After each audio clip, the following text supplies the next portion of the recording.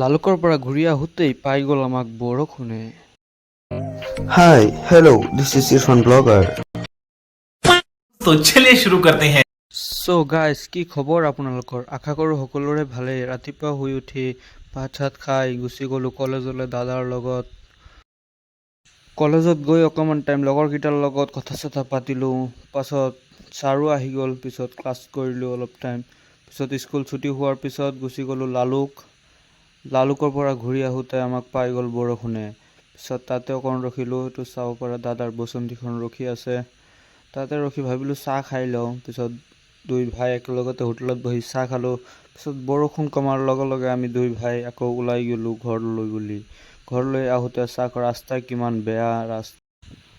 ঘৰত আহি ফ্ৰেছ হৈ আকৌ ওলাই গ'লোঁ ৰাস্তালৈ বুলি। চাব পাৰে আমাৰ ইয়াত পুখুৰীটো কিমান ধুনীয়া। আৰু এইটো আমাৰ ইয়াত ফতেপুৰ ছিনিয়ৰ মাদ্ৰাছা বুলি আছিলে, এতিয়া হৈ গ'ল হাইস্কুল।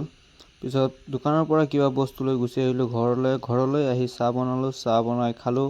খাই মেলি পিছত মায়ে ক'লে যা অকণ পঢ়গৈ। পিছত গুচি আহিলোঁ মোৰ ৰুমলৈ। আহি পিনি অলপ কিতাপ পঢ়িবলৈ ধৰিলোঁ। গাইজ, ভিডিঅ'টো ভাল লাগিলে লাইক কমেণ্ট শ্বেয়াৰ ফ'ল' জৰুৰ কৰিব গাইজ। আৰু আপোনালোকে ছাপোৰ্ট কৰিব।